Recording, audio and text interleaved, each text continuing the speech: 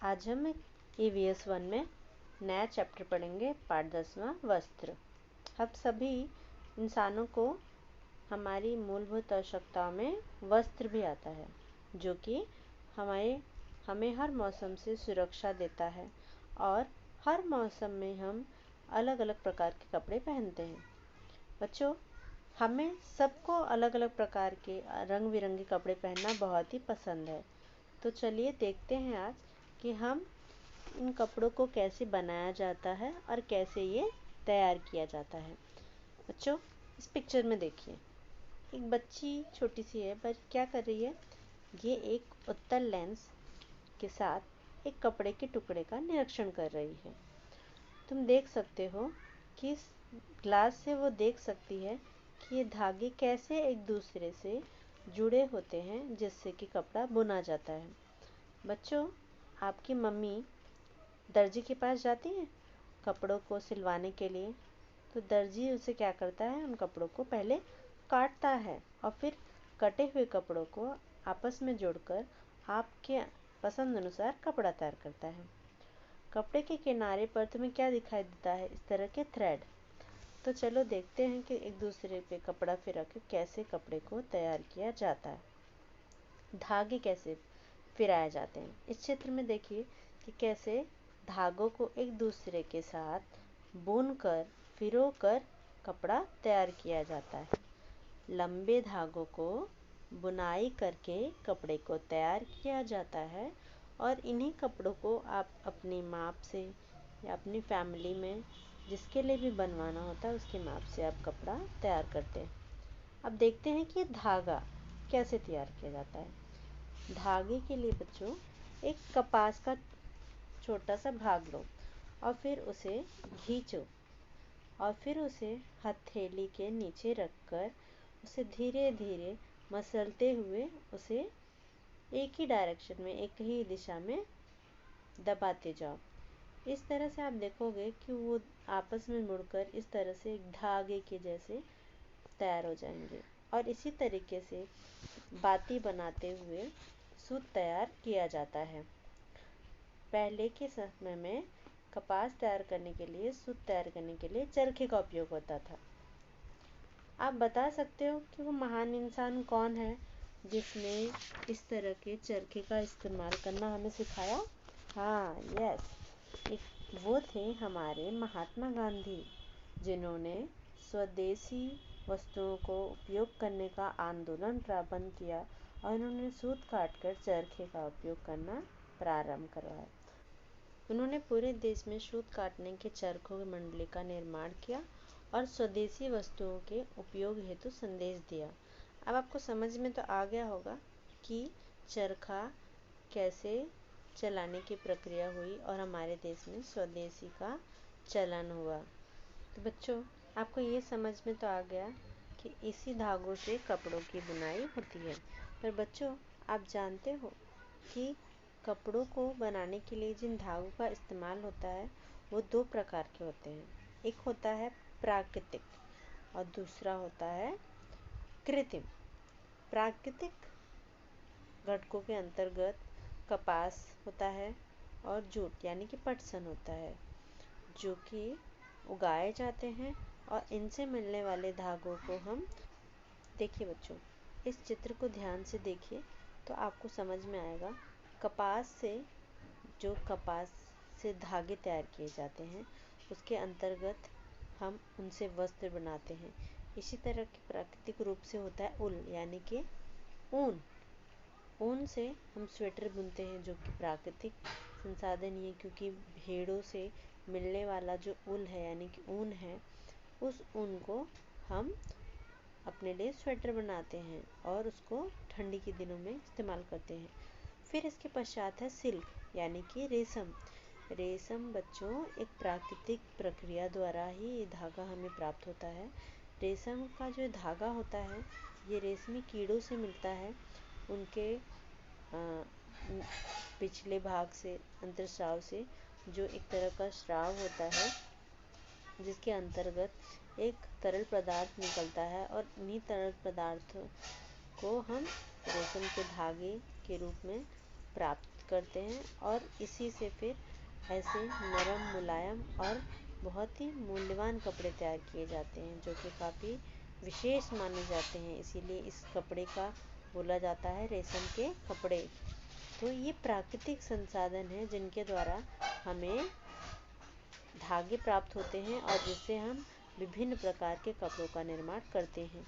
इसी तरीके से बच्चों, कुछ ऐसे संसाधन भी होते हैं जो कृत्रिम है, यानी कि वो धागे हम मशीनों द्वारा और अन्य प्रक्रिया द्वारा तैयार किए जाते हैं, कृत्रिम रूप से प्राप्त होता है। उसके अंतर्गत यहाँ पे दिखाया गया है, जिसमें रेयान, पटसन, नायलॉन, इस तरह की चीज़ें आती हैं, पॉलिस्टर।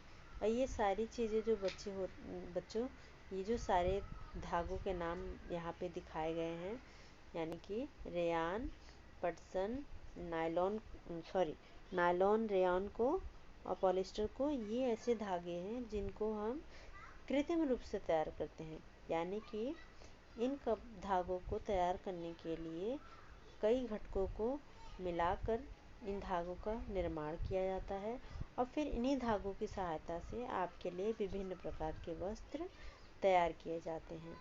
तो इनमें से कुछ ऐसे स्रोत हैं जो वनस्पतियों से मिलते हैं, तो कुछ ऐसे स्रोत हैं जो हमें प्राकृतिक रूप से मिलते हैं। कपड़े बुनने के दो प्रकार होते हैं। पहला होता है जो हम घर में करते हैं। आपने घर में अक्सर देखा होगा कि घर में दादी माँ आपकी स्वेटर, तोरण, पटसन, इस कनपाट जैसी वस्तुएं सुइयों की सहायता से बनाई जाता है। और दूसरा होता है हाथ करघा, यानी कि हाथ करघा और यांत्रिक करघों का उपयोग करके बड़े पैमाने पर कपड़े बुने जाते हैं, जिसमें कॉटन के कपड़े, कपास के कपड़े और बाकी चीज़ों से कपड़े बनाए जाते हैं। और यांत्रिक करघों द्वारा भी जो कपड़े तैयार किए जाते हैं वो बहुत तरह तरह के होते हैं, बहुत बड़े पैमाने पे होते हैं। हमारे कपड़े कई कारणों से गंदे हो जाते हैं, इसीलिए कपड़े धोकर स्वच्छ करना आवश्यक है। सदैव स्वच्छ रखने के लिए कपड़े पहनना एक अच्छी आदत है। स्वस्थ कपड़े रखना और व्यवस्थित दिखने के लिए स्वच्छ कपड़ों का होना सदैव आवश्यक है। इसीलिए कपड़ों को धोने के लिए अलग अलग साधनों का इस्तेमाल किया जा सकता है। उदाहरण, साबुन, डिटर्जेंट पाउडर, तरल साबुन, लिक्विड सोप। आप इन सभी चीज़ों का इस्तेमाल करके कपड़ों को स्वच्छ बना सकते हैं। इसके अलावा भी कुछ प्राकृतिक चीज़ें होती हैं जिसके द्वारा आप कपड़ों को स्वच्छ कर सकते हैं। इसके अंतर्गत रीठा, धोने का सोडा, हिंगट, चूने का पत्थर इत्यादि का उपयोग करके कपड़ों को स्वच्छ किया जाता है। ये सब प्राकृतिक संसाधन के अंतर्गत है। अब जो कपड़े हमारे उपयोग में नहीं आते हैं, जो एक समय के पश्चात उपयोग नहीं किए जाते हैं, उन कपड़ों को क्या करना चाहिए? पुराने कपड़ों का इस्तेमाल हम कर सकते हैं, उन्हें फेंकने की आवश्यकता नहीं है। कपड़े कभी भी अनुपयोगी नहीं होते। कोई कपड़ा टिकाऊ होते हैं, वे पुराने हो जाते हैं, फिर भी उनका पुनः उपयोग हो सकता है। यदि पुराने कपड़े अच्छी हालत में हैं तो उन्हें हम ज़रूरतमंद को दे सकते हैं। कपड़े फटे हुए हैं तो उन्हें गुदड़ी या फिर पाँव पोंछने जैसी वस्तुएं तैयार की जा सकती है। देखिए, इस पिक्चर के अंतर्गत ये दिखाया गया है कि कपड़े फटे हों तो ऐसे आप दूर मैट, गुदड़ी बनाकर उसका इस्तेमाल कर सकते हैं। इन कपड़ों के सूत अलग अलग करके नया कपड़ा बनाया जा सकता है। देखिए इसके अंतर्गत किस तरह से किया गया। आजकल बहुत सारे जीर्ण चीड़ हुए कपड़ों की लुगदी तैयार करते हैं और उसमें कागज़ भी तैयार किया जाता है। इस कागज़ का उपयोग कागजी थैलियाँ, कागजी फूल इत्यादि बनाने के लिए किया जाता है। लुगदी से प्रतिकृतियाँ भी तैयार की जाती हैं। अब चलिए देखते हैं कि हमारे देश में संस्कृतियों को लेकर वस्त्रों पे क्या विविधता देखी जाती है। बच्चों, अब इस चित्र को देखिए और इसमें पहने हुए कपड़ों की विविधता को समझें। बच्चों, जैसे ही हम अपने परिसर से दूर किसी दूरस्थ क्षेत्र में जाते हैं, वहाँ के विभिन्न प्रकार के वस्त्र परिधान पहनने वाले लोग हमें दिखाई देते हैं। इन वस्त्रों के संबंध में हमें जानकारी देखनी है। सांस्कृतिक और भौगोलिक विविधता के कारण महाराष्ट्र में विभिन्न प्रकार के निवासियों के अंतर्गत कपड़ों की विविधता दिखाई देती है। जलवायु के विचार के अनुसार महाराष्ट्र में मुख्यतः सूती कपड़ों का उपयोग किया जाता है। साउथ इंडियन स्टाइल के अंतर्गत देखिए इस तरह की परिभाषा अपनाई जाती है। इसके बाद नॉर्थ इंडिया यानी उत्तर भारत के अंतर्गत इस तरह के परिधान को पहना जाता है। तो जो जलवायु होती है वो हमारे कपड़ों को ज़रूर चेंज करती है। जैसे हम ठंडियों में ठंडे कपड़े और गर्मियों में गर्म कपड़े पहनते हैं, उसी तरीके से जब हमारे त्यौहार आते हैं और कोई हमें पार्टी होती है या किसी फंक्शन में जाना होता है, तब हम अपने अलग प्रकार के कपड़े पहनते हैं। महाराष्ट्र के अंतर्गत मैंने आपको बताया कि मुख्यतः सूती कपड़ों का उपयोग किया जाता है। तो हर तरह की परिस्थिति और परिसर को देखकर हम अपने कपड़ों को बदलते हैं और इसके अंतर्गत हमारे परिधान में विभिन्न प्रकार की विविधता देखने को मिलती है।